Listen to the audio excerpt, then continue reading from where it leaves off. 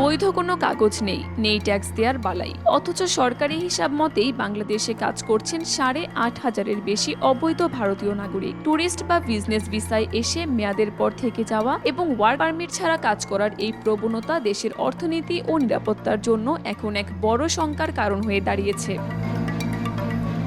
জানা গেছে, অবৈধভাবে কর্মরত ভারতীয়দের 50 ভাগের বেশি তৈরি পোশাক ও টেক্সটাইল সেক্টরে মার্চেন্ডাইজার বা ইঞ্জিনিয়ার পদে নিয়োজিত। এছাড়া 15 থেকে 20 ভাগ বাইং হাউসে এবং বাকিরা আইটি ও বিভিন্ন কর্পোরেট প্রতিষ্ঠানে উচ্চ পদে কাজ করছেন। বৈধ কাগজপত্র ও আয়কর নথি না থাকায় তারা সরকারকে কোনো ট্যাক্স দিচ্ছেন না।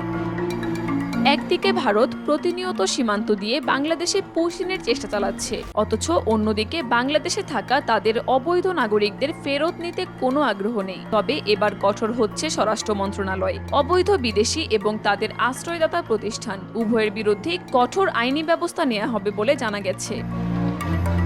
কাকলি আখতার, দেশকাল নিউজ।